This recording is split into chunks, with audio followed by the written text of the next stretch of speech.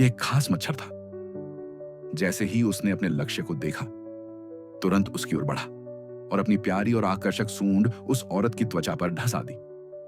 जैसे जैसे उसकी सूंड और गहराई तक गई, उसका पेट भी गोल और भरा हुआ दिखने लगा, मानो अगले ही पल फट जाएगा। लेकिन तुम सोचते हो कि वह बस खून पी रहा है, खून पी रहा है, जबकि असल में वह डीएनए की नकल कर रहा था। काम पूरा होते ही वह मच्छर वहां से उड़ गया, नदी को पार करता, झरने को लांघता, जंगल की गहराइयों में जा पहुंचा। उधर वो औरत अब भी आराम से धूप सेंक रही थी। उसे जरा भी खबर नहीं थी कि एक तबाही उसकी ओर बढ़ रही है। मच्छर अब घाटी के गहरे हिस्से में पहुंच चुका था, एक अंधेरे और डरावने गुफा में। वह एक पत्ते पर उतरा और तभी एक डरावना दृश्य सामने आया। वहां एक विशालकाय मादा मच्छर मौजूद थी। मादा मच्छर के संकेत पर वह मच्छर उसके शरीर पर जा बैठा और खून की एक बूंद उसकी देह में डाल दी। उसी वक्त मादा मच्छर के शरीर में हलचल शुरू हो गई। वो खून धीरे धीरे फैलने लगा और असंख्य लाल रक्त कोशिकाएं बनने लगी। मादा मच्छर के शरीर से छोटे छोटे शुक्राणु जैसे जीव निकलने लगे, जो तुरंत उन रक्त कोशिकाओं से चिपक गए और उनमें घुसने लगे। तुरंत एक बदलाव आया।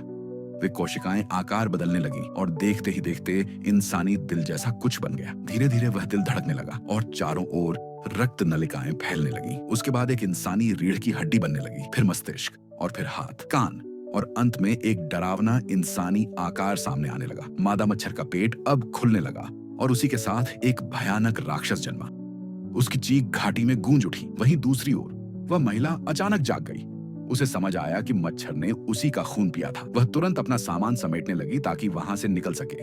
लेकिन तभी पीछे से कुछ आवाज आई। उसने जैसे ही पीछे देखा, झील की सतह में हलचल मच रही थी। वह डर गई, लेकिन जैसे ही उसने मुड़कर देखा, यहाँ पर कहानी थमती है। यदि आप चाहें तो मैं इसे आगे बढ़ा सकता हूँ।